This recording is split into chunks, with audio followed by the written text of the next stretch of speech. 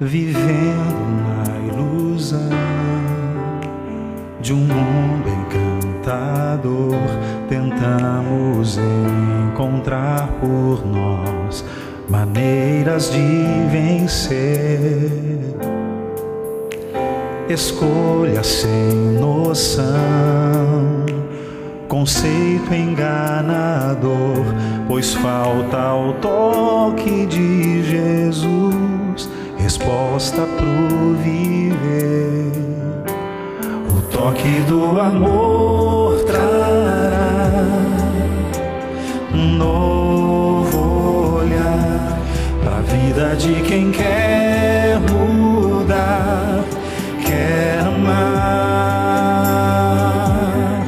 O toque que nos faz cantar, que inspira a nossa alma, espera simplesmente você chamar.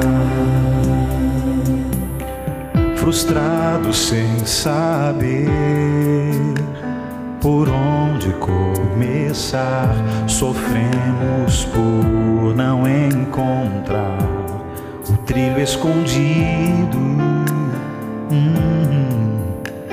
Mas mesmo assim Jesus deseja ensinar que falta luz para encontrar o sonho perdido. O toque do amor trará um novo olhar para a vida de quem quer mudar, quer amar. O toque que nos faz cantar, que inspira a nossa alma, espera simplesmente você chamar. O orgulho quer fazer-nos esquecer que Jesus está bem perto, é só clamar. A vida plena pode renascer, mas precisamos hoje aceitar.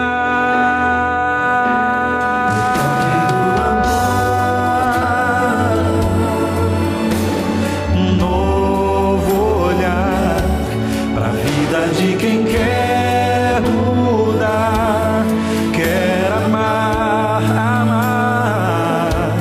O toque que nos faz cantar, que inspira a nossa alma, espera simplesmente você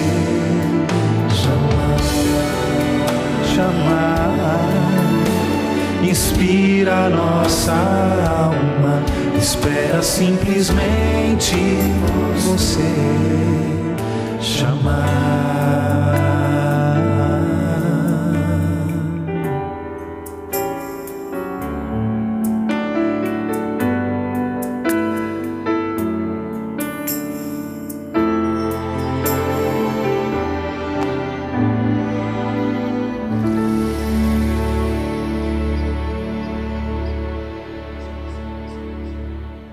Deus amado, é muito difícil pedir ao Senhor para quebrar a nossa vida e fazer de novo. Nós nos apegamos às coisas que nós queremos, como nós queremos, ao que nós achamos, aos nossos próprios conceitos, Senhor. Mas hoje nós queremos, Senhor, abrir os olhos espirituais e o coração para que o Senhor opere em nós através da Sua palavra, que é a verdade. Precisamos desse milagre, Senhor. Em nome de Jesus. Amém. Abra comigo em Lucas, no capítulo 24. A morte de Jesus foi o problema para aqueles homens. Eles se decepcionaram. Você já se decepcionou? Já se casou com alguém, entregou a vida para alguém, se relacionou com essa pessoa e se dedicou a ela durante anos da sua vida, e de repente essa pessoa simplesmente abandonou você, simplesmente de repente você sumiu do mapa, simplesmente ela substituiu você e disse: não tem mais nada entre nós, não tem mais amor, eu tenho uma outra pessoa agora. Você foi traído, você se sentiu decepcionado, e alguma vez na sua vida você se sentiu decepcionado com Deus? Pois esses aqui se sentiram decepcionados com Deus, mas eles ainda não haviam descoberto que a única saída para a morte, para o problema da morte, tanto deles quanto do Senhor Jesus, a única saída se chamava ressurreição. E é por isso que quando a gente vem para Lucas no capítulo 24 e a gente lê aqui do verso 1 ao 8, a gente encontra as mulheres indo até o túmulo de Jesus, a sepultura, chocadas, chateadas, tristes, decepcionadas. E quando elas chegam na sepultura, Jesus não está, agora mais decepcionadas ainda. Meu Deus, o nosso mestre foi tirado daqui, ele já não é quem a gente esperava, ele morreu. Quando a gente achou que ele ia usar o poder dele para tirar Israel da mão dos romanos, ele morreu. E agora tiraram o corpo dele, roubaram, e 2 anjos apareceram, mas elas não reconheceram que eram 2 anjos, porque os olhos da gente só veem o que nós queremos ver. A nossa mente só compreende o que nós queremos compreender, o nosso coração só compreende o que nós queremos que ele compreenda. É por isso que se eu não orar para Deus dizendo assim: Deus, quebra a minha vida e faz de novo, Deus não consegue trabalhar, porque para Deus fazer alguma obra no meu coração, Ele tem que tirar o que eu ponho de errado para colocar o que é certo, o que é a palavra dEle. Então essas mulheres conversaram com os anjos. Verso 5 diz assim: estando elas possuídas de temor, baixando os olhos para o chão, eles lhes falaram: por que buscais entre os mortos ao que vive? Ele não está aqui, mas ressuscitou. Lembrai-vos de como ele vos preveniu, estando ainda na Galileia. Lembre disso aí, quando disse: importa que o Filho do Homem seja entregue nas mãos de pecadores e seja crucificado e ressuscite no 3º dia. Uau! Agora o Senhor Deus tinha uma mensagem diferente para eles falarem. A mensagem do Senhor Deus é: o Senhor Jesus veio, morreu, mas Ele não ficou morto, Ele ressuscitou. A partir daí, a ressurreição se tornou o coração, a mensagem principal do cristianismo. A morte do Senhor Jesus para pagar o seu e o meu pecado, e a sua ressurreição. O Senhor Jesus, pelo poder que estava nele, ressuscitou. Coisa maravilhosa. Essa era a saída. Ressurreição é a mesma coisa que reencarnação? É ou não? Se você virar uma página do Lucas 24, você vai ver ali no finzinho, ali diz: Jesus aparece aos discípulos. Aí verso 36 diz: falavam ainda essas coisas quando Jesus apareceu no meio deles e lhes disse: paz seja convosco. Eles, porém, surpresos e atemorizados, acreditavam estarem vendo um espírito, sabendo que não existe espírito, mas eles ficaram com tanto medo que eles acharam que era um espírito, coisa que eles sabiam que não existia. Mas ele lhes disse, Jesus disse: por que estáis perturbados, e por que sobem dúvidas ao vosso coração? Vede as minhas mãos. Vocês estão cheios de dúvidas. Por que vocês têm dúvida? Olhem para as minhas mãos, os meus pés, sou eu mesmo. Apalpai-me e verificai, porque um espírito não tem carne nem ossos, como vedes que eu tenho. Dizendo isto, mostrou-lhes as mãos e os pés, e por não acreditarem eles, ainda por causa da alegria, estando admirados, Jesus lhes disse: tendes aqui alguma coisa para comer? Então lhes apresentaram um pedaço de peixe assado e um favo de mel, e ele comeu na presença deles. Ou seja, Jesus diz: presta atenção então, espírito não come, não é isso que vocês pensam? Espírito não tem corpo, não come, então me dá aí, eu vou comer alguma coisa. E ele comeu na presença deles, para dizer: a ressurreição é a saída, não é a reencarnação que é a saída. A saída não é ir para o céu depois que morre, a saída é a ressurreição do último dia. E eu morri e ressuscitei, e ressurreição é com o corpo, do jeito que você nasceu, com o corpo, só que um corpo glorificado. Agora, a partir de agora, a mensagem central era a ressurreição. Aquelas mulheres que estavam no túmulo saíram, e na mesma hora, levantando-se, voltaram para Jerusalém, onde acharam reunidos os 11 e outros com eles. E aí o que aconteceu? O que elas disseram? Qual foi a mensagem principal, a pregação delas? Os quais diziam: o Senhor ressuscitou e já apareceu a Simão. Coisa maravilhosa. Mudou agora o enfoque da palavra de Deus, a mensagem. Em Lucas capítulo 24, 49, o Senhor Jesus diz: eis que envio sobre vós a promessa de meu Pai, permanecei pois na cidade, até que do alto sejais revestidos de poder. O Senhor Jesus, antes de ser levado ao céu, Ele disse: agora vocês acreditam, eu ressuscitei. Apareci várias vezes para vocês, já conversei com vocês, dei as últimas instruções. Agora, antes de eu subir ao céu, eu quero dizer para vocês assim: eu vou enviar sobre vocês o meu Espírito, e vocês vão ser revestidos de quê? Poder. A gente gosta dessa palavra, não gosta? Poder. Nós seres humanos gostamos. O poder atrai as crianças, por isso que super-herói faz tanto sucesso. Um tem poder disso, outro tem o poder daquilo, não é? Poderes. Nós achamos que uma pessoa importante é quem tem poder. Mas que poder? De qual poder Jesus estava falando quando Ele disse: vocês aguardem aqui? Jesus estava falando de um poder especial. Que poder era? Eu não ouvi falar nada. Bom, a Bíblia tem que responder. Como eu tenho dito, você não tem que acreditar em nada que eu falo. Tudo que eu falar, não acredite. Acredite só se estiver de acordo com a Bíblia. E a Bíblia que tem que responder, não sou eu nem é você. Ali em Lucas capítulo 3,16, disse João: Jesus chegou para ser batizado por João Batista. E João Batista, segundo Jesus, o maior de todos os profetas, disse: eu na verdade vos batizo com água, mas vem o que é mais poderoso do que eu, do qual não sou digno de desatar-lhe as correias das sandálias. Ele vos batizará com o Espírito Santo e com fogo. Olha, eu morri, ressuscitei. Agora eu preciso que vocês tenham poder. Poder para quê? Eu preciso que vocês tenham poder. Para vocês terem poder. E eu já vou dizer para que é o poder que eu tenho que dar para vocês. Mas para vocês terem esse poder, não está em vocês. Não adianta vocês quererem de alguma outra maneira. O poder só vai vir sobre vocês de uma maneira: o Espírito Santo vai descer sobre vocês. E Ele vai batizar vocês com fogo.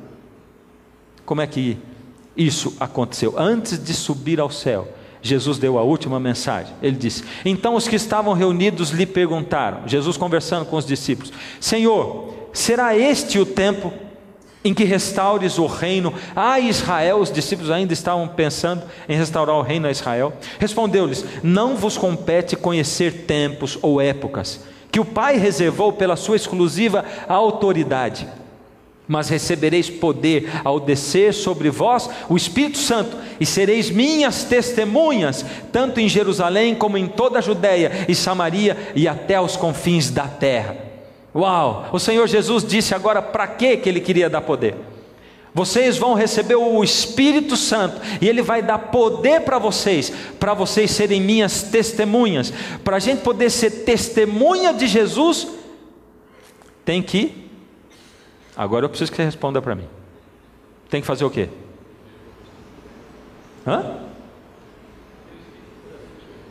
Eu preciso fazer duas coisas. Eu preciso pregar, mas para pregar eu preciso fazer uma coisa antes de pregar. Eu preciso viver. Que não adianta nada eu falar uma coisa que eu não vivo. Se eu anunciar uma mensagem para alguém e a pessoa diz assim: mas você já viveu isso? Você já experimentou isso? Não, eu não, mas já me disseram que é muito bom. Não vai fazer sentido. Não vai ter efeito nenhum. Então o Espírito Santo precisa descer sobre você e sobre mim, para que nós tenhamos poder para viver o Evangelho, ou para que Cristo possa viver em mim. O Espírito Santo é aquele que pega o caráter de Cristo e coloca em mim, para que eu viva o Evangelho. E para que eu, vivendo o Evangelho, quando eu fale para as pessoas, o Evangelho vá no fundo da alma delas e elas sintam aquele poder. Quando aconteceu esse derramamento do Espírito Santo que o Senhor Jesus prometeu? Em Atos 2:1 diz assim: ao cumprir-se o dia de Pentecostes. Quando foi? No dia de... Olha, hoje é o dia que vocês estão respondendo mais fraco de todos. E todo programa que eu estou gravando para a TV aqui, o pessoal lá de casa vai ter que ficar ouvindo eu dizer toda vez que vocês estão falando fraco. Então vamos falar forte. Em qual dia que aconteceu isso? Maravilha, tem gente aqui dentro. No dia de Pentecostes. Era a festa religiosa, espiritual do Pentecostes. Estavam todos reunidos no mesmo lugar. E a palavra de Deus diz: de repente veio do céu um som como de um vento impetuoso, e encheu toda a casa onde estavam reunidos.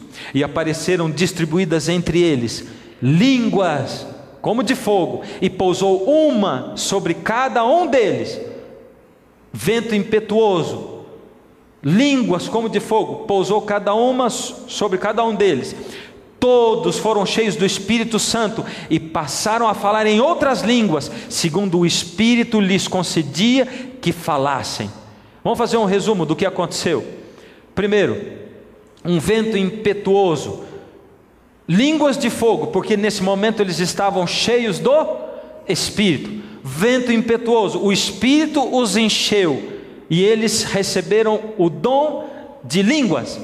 E por causa do dom de línguas, eles começaram a pregar, a testemunhar. Antes disso, eles tinham ficado orando. O Senhor Jesus disse: permaneçam aqui. Eles permaneceram e oraram. A Bíblia diz que eles oraram unanimemente. Eles se ligaram um ao outro. Eles pediram perdão. Eles perdoaram uns aos outros. Eles exerceram o amor, que é a base de todo o Evangelho.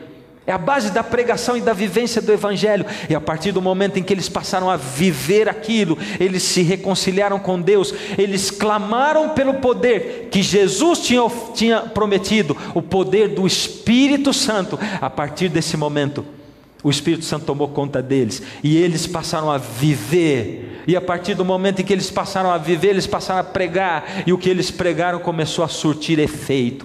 Eles pregaram, eles começaram a falar em línguas, e aquele dom de línguas começou a mudar tudo. Ouvindo eles essas coisas, compungiu-se-lhes o coração. Esse era o povo que estava ouvindo a pregação de Pedro. Compungiu-se-lhes, que o coração deles foi tocado pela palavra pregada por Pedro. Perguntaram a Pedro e aos demais apóstolos: que faremos? Em outras palavras: tá bom, você pregou a mensagem para mim, você abriu a palavra de Deus, o Espírito de Deus que está em você falou comigo, porque eu abri o meu coração para o Espírito de Deus, e eu disse: Deus, se precisar o Senhor quebra a minha vida e faz de novo, eu estou nas tuas mãos. O que eu tenho que fazer agora? Como eu posso continuar vivendo? Essa não é a pergunta de muitos de nós quando nós encontramos Jesus. Mas o que eu tenho que fazer agora? O que eu tenho que fazer para sentir no meu coração isso que você sente? O que eu tenho que fazer no meu coração para ter a fé que você tem? O que eu tenho que fazer para seguir a Jesus como esses homens seguiram, como outros seguem? O que eu tenho que fazer? Aí respondeu-lhes Pedro: arrependei-vos, e cada um de vós seja batizado em nome de Jesus Cristo para a remissão dos vossos pecados, e recebereis o dom do Espírito Santo. Se vocês fizerem isso, se vocês se arrependerem, se vocês forem batizados, aí vocês também vão poder receber o dom do Espírito Santo. Só o batismo não é o suficiente. O batismo, na verdade, é a cerimônia de casamento com Deus. Quando eu declaro diante de todo mundo a quem eu pertenço.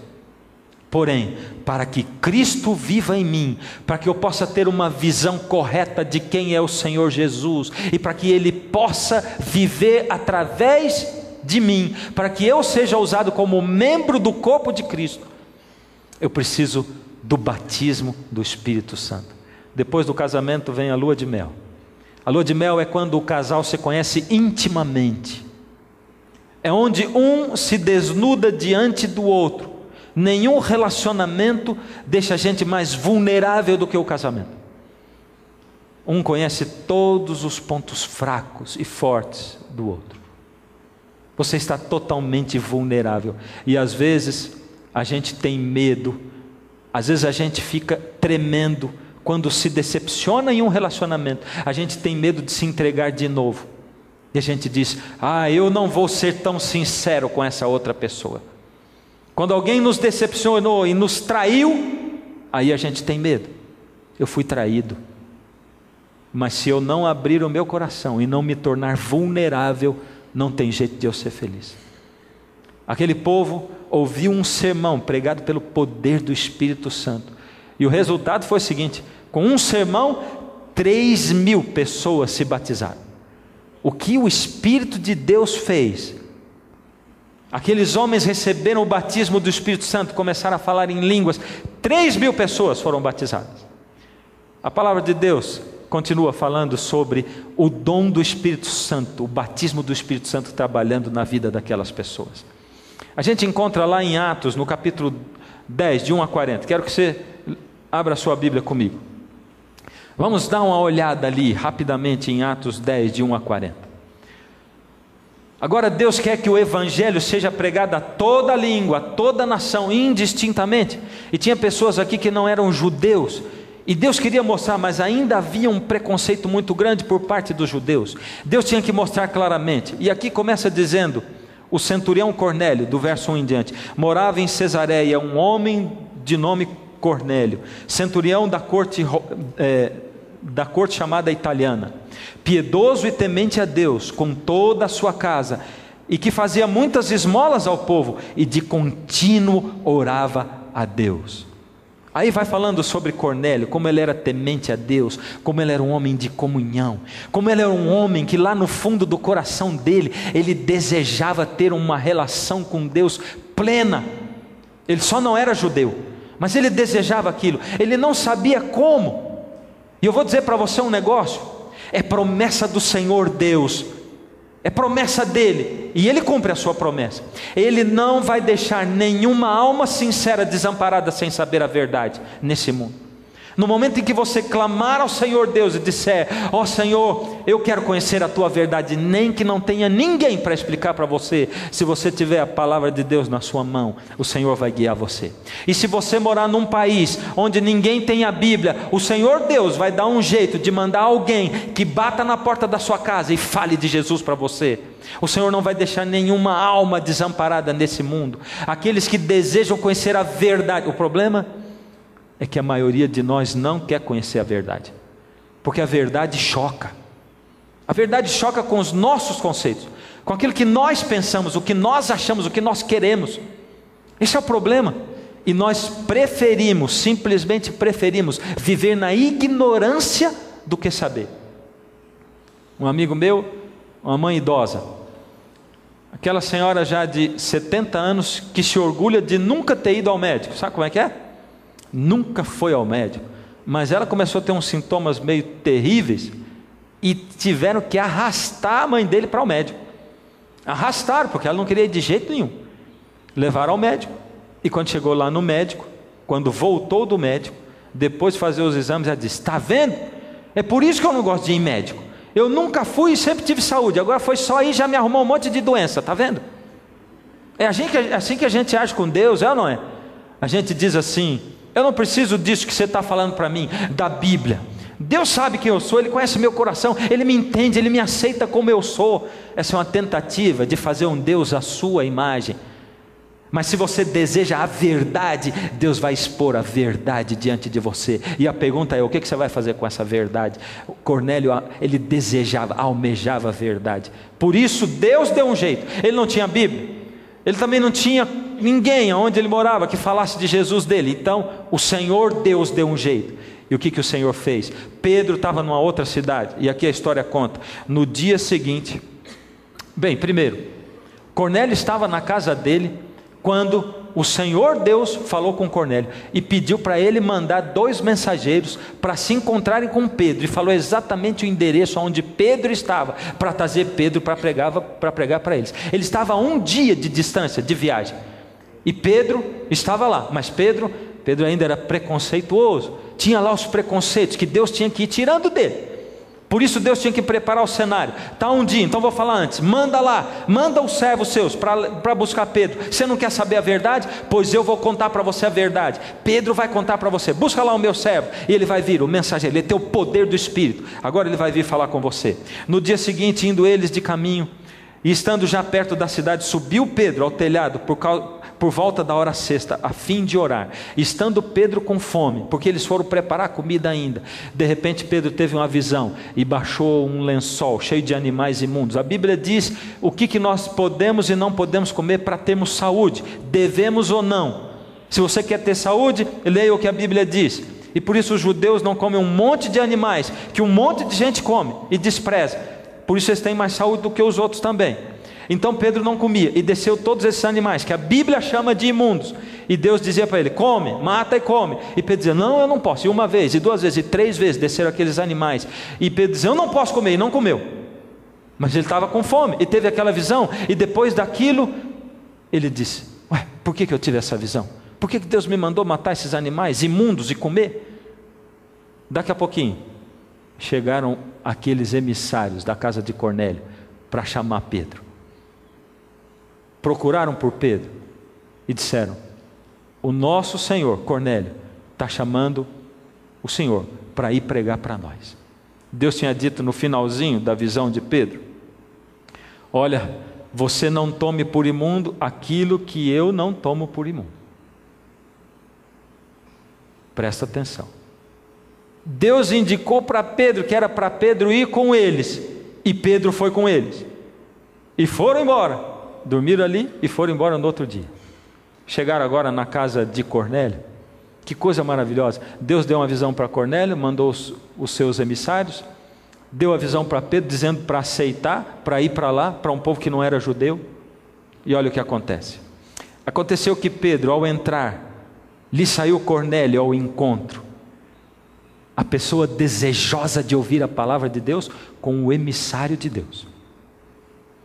E prostrando-lhe aos pés, o adorou. Mas Pedro o levantou, dizendo: ergue-te, que eu também sou homem. Falando com ele, entrou, encontrando muitos reunidos ali, a quem Pedro se dirigiu, dizendo: olha só a história do preconceito. Vós bem sabeis que é proibido a um judeu ajudar ou mesmo aproximar-se de alguém de outra raça. Mas Deus me mostrou que nenhum homem nós devemos considerar a nenhum como imundo. Deus mostrou como? Através da visão. Se você deseja encontrar Deus, Deus vai dar um jeito. E Pedro pregou para eles e expôs a palavra do Senhor a eles. Agora, o que aconteceu? Está aí na sua Bíblia, só você continuar lendo. É Atos 10:44. Ainda Pedro falava essas coisas quando caiu o Espírito sobre todos os que ouviam a palavra. E os que foram, e os fiéis, que eram da circuncisão, que vieram com Pedro, admiraram-se, porque também sobre os gentios foi derramado o dom do Espírito Santo. Eles ficaram bobos, eles não são judeus, estão recebendo o Espírito Santo? Como eles sabiam? Pois os ouviam falando em línguas e engrandecendo a Deus. Era assim que eles tiravam a conclusão, sabiam. Vamos ver o que aconteceu. Eles receberam o Espírito Santo, falaram em... falaram em? Isso, falou. E engrandeceram a Deus. Ou seja, nos dois casos, lá em Atos 2, e agora, em Atos 10 também, está manifesto aí o dom de línguas. O dom de línguas é bíblico ou não? É bíblico ou não? Sim, é bíblico. O dom de línguas é bíblico, está aí na Bíblia, não há como negar. Agora tem uma pergunta: como era o dom de línguas? Como era? Como ele se manifestava? Aqui agora eu quero parar um pouquinho. E eu quero dizer a você o seguinte: as coisas andam bem até o momento em que a gente pensa igual, não é verdade? No momento em que a gente pensa diferente, elas começam a ir mal. Por isso eu tenho dito a você, querido, o que você está disposto a seguir? Seus pensamentos? Aquilo que você aprendeu de pequeno? Está disposto a seguir o quê? Uma igreja? Pessoas? Um pastor? Ou você está disposto a ouvir a verdade e viver a verdade na sua vida? Você prefere o quê? Por isso eu digo para você: para de escutar o que os pastores falam na TV, para de escutar o que os padres falam na TV, para de escutar o que eu falo na TV. Quando você escutar, vai na Bíblia, compara o que eles falam, compara o que eu falo. Aí você vai ver a verdade e não seguir por nenhum de nós, a não ser pela palavra de Deus. Eu quero estudar com você rapidamente como acontecia o dom de línguas. Marcos 16:17, o Senhor Jesus foi quem prometeu esse dom. Estes sinais hão de acompanhar aqueles que creem. Em meu nome expelirão demônios e falarão novas línguas. Ele continua: pegarão em serpentes, e se alguma coisa mortífera beberem, não lhes fará mal. Se impuserem as mãos sobre enfermos, eles ficarão curados. Esse novas línguas em gregos, é isso que está escrito ali. Eu até posso fazer uma tentativa de ler, mas eu não sei pronunciar isso aí. Mas vou ler como eu leria em português. Lalein heterais glossais. É isso aí. Que isso quer dizer o quê? Está escrito em grego o Novo Testamento. Falar em outras línguas. É isso que quer dizer. Então quer dizer, Jesus disse: falarão em novas línguas, mas na verdade, está dizendo aí, falarão em outras línguas. É isso que está escrito lá. Em grego, a palavra glossa é língua, pode ser o órgão do corpo, a língua, ou pode ser idioma de nação. Idioma de nação. Ou seja, no grego tem palavras diferentes para língua. E essa língua, glossa, quer dizer ou língua, órgão do corpo, ou língua de nação. Vamos continuar na palavra de Deus, Atos 2:5. Ora, estavam habitando em Jerusalém judeus, homens piedosos, vindos de todas as nações debaixo do céu. Nós estamos lendo um texto agora que está descrevendo o auditório que ouviu a pregação de Pedro, quando os discípulos receberam o dom do Espírito e começaram a falar em línguas, e quando aqueles 3.000 foram batizados. Esse é o auditório. Quem era o auditório? Gente de todas as nações debaixo do céu. Atos 2:6 continua: quando, pois, se fez ouvir aquela voz, afluiu a multidão, que se possuiu de perplexidade, porquanto cada um os ouvia falar na sua própria língua. Ouvia falar na sua própria língua. Estavam, pois, atônitos e se admiravam, dizendo: vede, não são porventura galileus todos esses que estão aí falando? E eles continuam falando mais: e como os ouvimos falar, cada um em nossa própria língua materna. Esse é o dom de língua que está aí na palavra de Deus. Nós somos partos, medos, elamitas e os naturais da Mesopotâmia, Judéia, Capadócia, Ponto e Ásia. Começaram a descrever as nações da Frígia, da Panfilha, do Egito e das regiões da Líbia, das imediações de Cirene, e romanos que aqui residem. É até chato ler isso, não é não? Por que será que Deus fez questão de descrever todos esses países? Na verdade, eram 16 nações que estavam ali reunidas. 16 nações que foram descritas. É porque ele estava querendo dizer, na verdade, quando eles falaram em línguas, nós ouvimos falar na nossa própria língua materna. Então, que língua foi falada em Atos 2? Quando o Espírito Santo foi derramado? Língua de nação, idioma, exatamente. Por quê? Ora, porque tinha tanta gente e Deus queria falar com essas pessoas. E eles falavam línguas diferentes, e Deus precisava que o Evangelho chegasse a cada um deles. Por isso Deus revestiu de poder, do poder do Espírito, aos seus discípulos, para poderem pregar o Evangelho. Na verdade, as línguas, quando Deus criou o homem, Deus criou toda a raça humana com a mesma língua.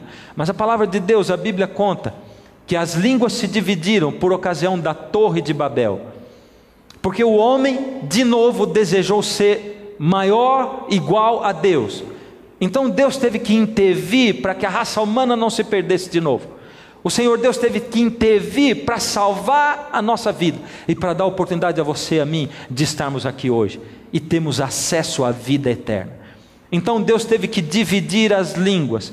O que acontece? Vamos fazer o seguinte: ali na Torre de Babel, quando Deus fez aquela chamada confusão de línguas, Deus, vamos usar uma linguagem tecnológica, Deus na verdade, Ele usou o seguinte: Ele tinha lá um programa de computador que Ele tinha instalado no cérebro do ser humano, que se chamava linguagem comum, ou seja, todo mundo tinha uma linguagem comum, a mesma língua, o mesmo idioma. Deus teve que na Torre de Babel tirar esse programa de computação do nosso cérebro, do cérebro dos seres humanos, e instalou ali um outro programa que se chamava linguagem específica ou língua nativa. Deus substituiu, tirou um e colocou outro. E agora para grupos, para famílias, e as famílias começaram agora a falar em línguas diferentes. A minha família toda a mesma língua, mas quando eu ia falar com a família do outro, eles falavam em outro, e um pediu tijolo e tal, e ninguém conseguia entender nada. Agora veja, lá em Atos 2, quando Deus derramou o Espírito Santo, aqui estava na mente dos discípulos só a linguagem nativa, específica deles, mas Deus colocou um outro programa, me disseram agora há pouco ali, foi um plugin. Como eu não entendo muito desse negócio de tecnologia, vamos dizer que foi o plugin mesmo. Um plugin, um outro programa, que era o multi-idiomas. E eles começaram a falar em línguas que eles não conheciam, uma linguagem fácil, coloquial, como quem tinha nascido no lugar. E as pessoas ouviam falar exatamente na nossa língua materna, é o que diz. Aí você olha para mim e diz assim: mas vem cá, e com Cornélio, o que aconteceu? Porque se o objetivo das línguas era pregar para todo mundo, olha, na casa de Cornélio estava a família dele, não tinha ninguém para pregar mais, eles todos falavam a mesma língua, e quando o Espírito Santo desceu sobre eles, aquele povo que estava na sala começou a falar em línguas. Eles falaram em língua o quê? Para pegar para quem? Se estavam só eles, e eles falavam a mesma língua. É verdade ou não é? E quem pode responder para você? Sou eu? Quem responde? É a Bíblia, e nós temos que ir para ela. Vamos lá então, o texto é Atos 10, 44. Ainda Pedro falava essas coisas. Essa é a descrição do que aconteceu com Cornélio, quando caiu o Espírito Santo sobre todos os que ouviam a palavra. E os fiéis, que eram da circuncisão, ou seja, os judeus que vieram com Pedro, admiraram-se, porque também sobre os gentios foi derramado o dom do Espírito. E continua: pois os ouviam falar em línguas e engrandecendo a Deus. Esse é o relato. Porém, depois que aconteceu tudo isso, Pedro ficou tão abismado, porque para eles aquilo era uma novidade muito grande, que ele voltou lá para Jerusalém, e ele foi dar um relatório, contar para os outros judeus o que tinha acontecido na casa do Cornélio, que não era judeu, e como o Espírito Santo tinha descido sobre eles. E esse relatório de Pedro, ele foi assim, está descrito aqui em Atos 11:15. Quando porém comecei a falar, caiu o Espírito Santo sobre eles, como também sobre nós Pedro está dizendo que o Espírito Santo que caiu sobre eles era o mesmo que caiu sobre os discípulos lá em Atos 2. Qual foi o dom de línguas que caiu sobre os discípulos lá em Atos 2? Língua de nação. Por isso, as línguas que foram faladas lá na casa de Cornélio foram sim línguas de nação. Aí você pode me perguntar de novo: para quê? É ou não é? Se não tinha mais gente de outras nações para ouvir, para quê? Você acha que se eles não tivessem manifestado para Pedro e os outros que estavam com ele, que Deus mandou sobre eles o Espírito Santo, Pedro e os outros judeus lá iam acreditar que eles receberam o Espírito Santo? De maneira alguma. Então o primeiro motivo foi que Deus deu para eles o mesmo dom, igualzinho dos discípulos, porque Deus tinha que dar para convencê-los, para curar o coração deles duro, preconceituoso, para mostrar para eles que realmente os preconceitos tinham que ser quebrados, porque eles tinham sim recebido o batismo do Espírito Santo, igualzinho os discípulos, porque o Evangelho é para ser pregado a todo mundo. E em segundo lugar, Deus estava capacitando aquelas pessoas para eles pregarem, ou seja, Aqueles que receberam o dom de línguas já podiam sair dali e viajar ao mundo pregando, porque eles já tinham recebido o dom de línguas. Eu quero complicar um pouquinho mais agora. Eu quero ir para a história que está escrita em Corinto, ou em Coríntios. O que aconteceu na igreja de Corinto? Na verdade, ao ler aí a Bíblia, você vai perceber que nós vamos começar a ler, mas eu quero apresentar aqui. Lá em Corinto se falava uma língua diferente. Ninguém entendia. E também não tinha quem interpretasse. Era tudo dentro da igreja. Todo mundo falava ao mesmo tempo. E todo mundo falando em línguas. E ninguém interpretava. E todo mundo ao mesmo tempo. Isso acontecia em Corinto. Agora, eu quero que vocês leiam comigo 1 Coríntios 14, 2. Pois quem fala em outra língua, diz Paulo, não fala a homens, senão a Deus, visto que ninguém o entende, e em espírito fala mistérios. E agora, quando a gente lê esse texto, o que Paulo quis dizer com isso aí? Será que Paulo quis dizer que quando fala em língua, não é uma língua de nação? Tem uma outra língua aparecendo aqui? Não é a língua de nação que foi usada em Atos 2 e lá em Atos 10 na casa de Cornélio? Como era a igreja de Corinto? A gente já sabe o seguinte: Paulo está escrevendo para a igreja de Corinto, e nessa igreja se manifestava um dom de línguas, e todo mundo falava ao mesmo tempo. Mas como era essa igreja? Como era? Se eu for descrever sua família, ou se você for descrever a minha, você conhecendo, você vai usar algumas palavras, né? A família dele é assim. Os filhos são assim, assim, eles são obedientes ou são desobedientes, eles são bondosos ou eles são humildes ou são orgulhosos, não é? Egoístas. Você vai usar adjetivos. Paulo começou a tratar do problema da igreja, falando para a igreja o que tinha na igreja. E em 1 Coríntios 3,3, Paulo diz assim: porque vocês vivem como se fossem pessoas desse mundo.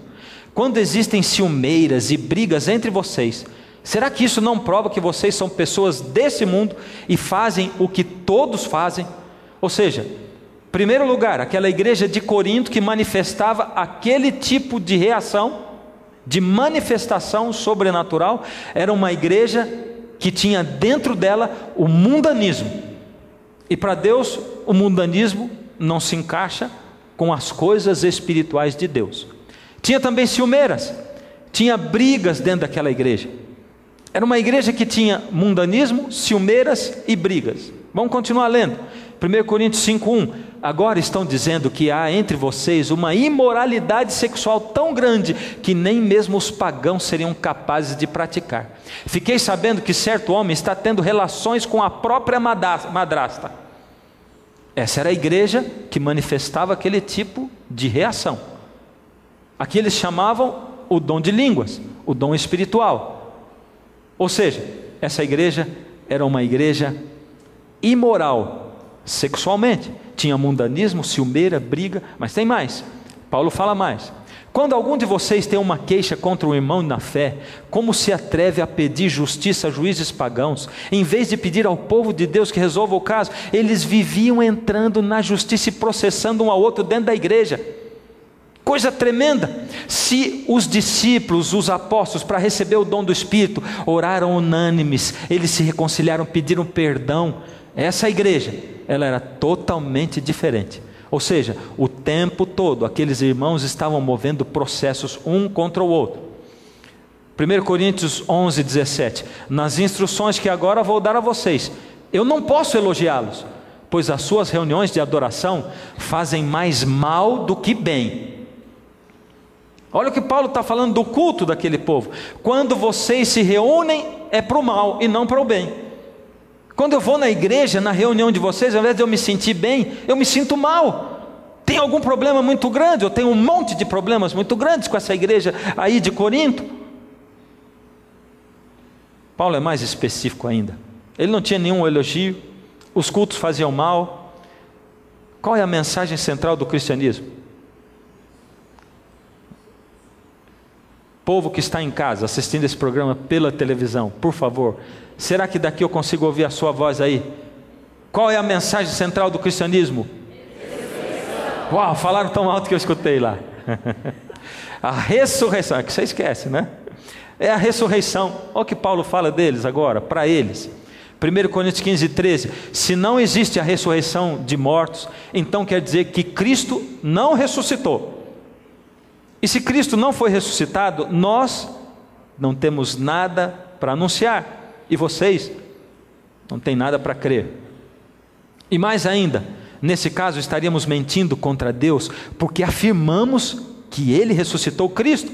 Mas se é verdade que os mortos não são ressuscitados, então Deus não ressuscitou Cristo.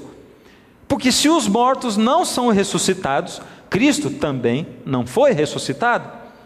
E se Cristo não foi ressuscitado, a fé que vocês têm é uma ilusão, e vocês continuam perdidos nos seus pecados. Se Cristo não ressuscitou, os que morreram crendo nele estão perdidos. Em outras palavras, a igreja de Corinto não somente tinha o mundanismo dentro dela, ciumeiras, não somente eles eram imorais, não somente eles tinham brigas, não somente o culto deles era ofensivo a Deus, como eles também não acreditavam na ressurreição de Cristo, que é a mensagem principal do Evangelho. E era essa igreja que se manifestava daquele jeito, fazendo o culto daquele jeito. Isso me arrepia, queridos, arrepia o meu coração, minha alma. Paulo teve que dizer a verdade para aquela igreja. E eu, queridos, dizer para vocês, desde o começo dessa semana eu estou orando a Deus, e hoje mais do que nunca, para que Deus me desse assim, o Espírito Santo, para que Ele fizesse colocar Cristo dentro do meu coração, para que eu pudesse falar as palavras com o amor que Cristo falaria para os seus queridos, que creem diferente da palavra de Deus, e que vivem diferente da palavra de Deus, com sinceridade de coração. E eu sei, querido, que muitos sinceros, muitos, vivem de uma maneira diferente daquilo que a palavra de Deus está apresentando aqui. Paulo foi direto, e ele disse o seguinte: o meu ensinamento e a minha mensagem não foram dados com a linguagem da sabedoria humana, mas com provas firmes do poder do Espírito de Deus. Eu quero fazer uma pergunta para você. Aquela igreja de Corinto tinha o batismo do Espírito Santo? Como os apóstolos receberam lá? Como foi feito com Cornélio? Tinham? Se você tem dúvida, Paulo teve que dizer claramente para eles, ele disse: porque vocês suportam com alegria qualquer um que chega e anuncia um Jesus diferente daquele que anunciamos, e aceitam um Espírito e um Evangelho completamente diferentes do Espírito de Deus e do Evangelho que receberam de nós. Paulo disse claramente: esse Espírito que está entre vocês, fazendo essa coisa aí, se manifestando dessa maneira que vocês acham, ele é um espírito diferente daquele que nós temos e que nós pregamos, porque vocês têm até um Jesus diferente do nosso. Eu não estou querendo dizer que você que manifesta alguma coisa parecida com as pessoas, você não tem o mesmo espírito. Eu não estou querendo dizer que você não é de Cristo. Eu não estou dizendo que você não é sincero, mas eu estou dizendo que você tem que olhar para você mesmo, tem que olhar para o espelho, mas você tem que olhar para Deus, pedir o Espírito Santo, dizer: Senhor, eu abro o meu coração para o Senhor colocar aí o seu bisturi, abrir o meu peito, e se preciso for, faz uma cirurgia, arranca o meu coração e coloca um coração de carne aí. Me ajuda, Senhor, a abrir a minha mente para aceitar a Tua verdade, ao invés de ficar apegado naquilo que eu estou apegado, porque pode ser sim, que o Espírito que está aí não seja o mesmo Espírito. Pode ser. E eu não tenho outro jeito de falar isso para você.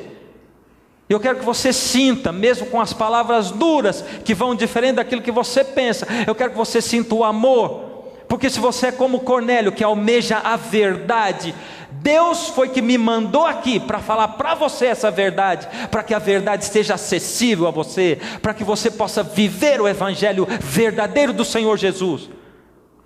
E se a verdade está chegando até você, pergunte a Deus: como eu posso saber então Com que manifestação? Qual é a manifestação para eu saber se eu fui batizado pelo Espírito Santo ou não?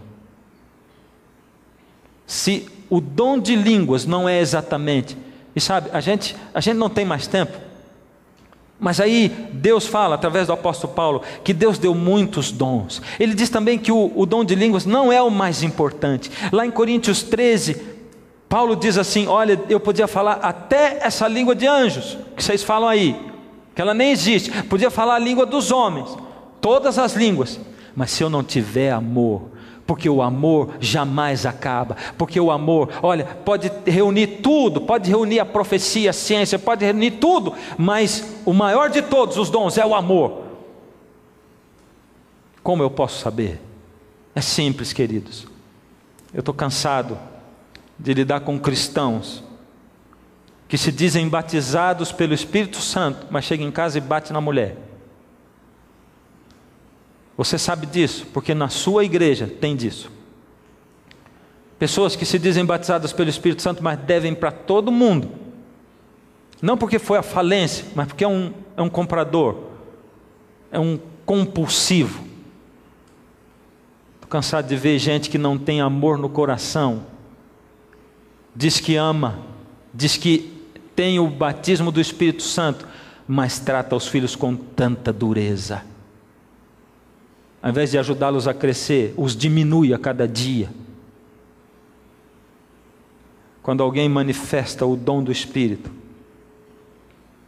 quando o Espírito Santo cai sobre alguém, acontece com ele o que está aqui em Gálatas no capítulo 5.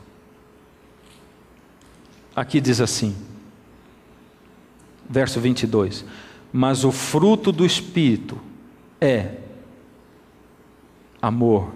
Começa com o quê? Amor. O fruto do Espírito é um cacho de uvas, é uma laranja cheia de gomos, é um fruto. Amor, alegria, paz. Se você é batizado pelo Espírito, você tem amor, alegria, paz.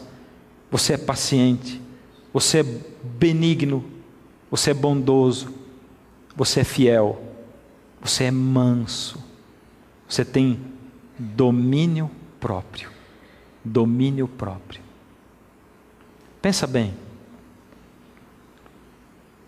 aquelas pessoas, quando o próprio Senhor Jesus chegou, o Antigo Testamento todinho vinha falando de um evangelho. O Cordeiro era o evangelho vivo do Antigo Testamento, apontando que Jesus viria. O povo de Israel ainda matava o cordeirinho quando Jesus nasceu. Eles ainda ofereciam um sacrifício e eles esqueceram o mais importante. O sacrifício que eles ofereciam significava que Jesus viria e morreria por eles. É isso, o Cordeiro de Deus. João Batista anunciou para eles: o Cordeiro de Deus que tira o pecado do mundo. Mas quando Jesus chegou, o Cordeiro de Deus que tira o pecado do mundo, eles escolheram ficar com o cordeirinho. É a mesma coisa que você pegar a banana e comer a casca e jogar a banana fora. É a mesma coisa que você casar com a noiva, leva para sua casa o vestido da noiva e deixa a noiva com o pai dela. Não adianta nada. Eles ficaram com o cordeirinho e deixaram Jesus. Nós corremos o risco, queridos, de deixar o centro da mensagem do batismo do Espírito Santo, que é a transformação da minha vida, é fazer em mim o que eu não posso fazer por mim, me fazer ser um cristão de verdade, viver esse evangelho que eu falo, ser manso, ser paciente, ter domínio próprio, não sair comendo tudo que eu imagino e tudo que eu quero. Domínio próprio, não sair assistindo tudo que eu quero, não sair fazendo o que eu quero. Amor, amor, amando ao próximo como a si mesmo. O Espírito Santo quer mudar a minha vida e quer me fazer viver o Evangelho de uma maneira tão poderosa que eu não vou precisar falar nada e as pessoas vão olhar para mim e vão querer ser iguais a mim, e elas vão dizer o que acontece com você, porque o seu rosto emana a luz de Deus. Enquanto isso, nós estamos correndo o risco de reduzir o batismo do Espírito Santo a um simples falar de um jeito que ninguém entende. será que nós não estamos fazendo a mesma coisa que fizeram lá no Antigo Testamento? Segura nas mãos do Senhor agora, enquanto eu oro. Deus amado, toma nas tuas mãos a vida dessas pessoas que essa noite se entregaram ao Senhor. Ó Pai amado, toma nas tuas mãos os teus filhos sinceros que o têm buscado, entregue a sua vida ao Senhor. E que de algum momento, tomados pela emoção, pelo grupo dentro da sua igreja, se acostumaram a manifestar um dom do Espírito, que a tua palavra claramente diz que não é assim, mas de outro jeito. Vai ser difícil para eles, Senhor. Mas a esses seus filhos sinceros, coloca a tua mão nesses corações e transforma-os. Nos entregamos ao Senhor nessa noite, em nome de Jesus.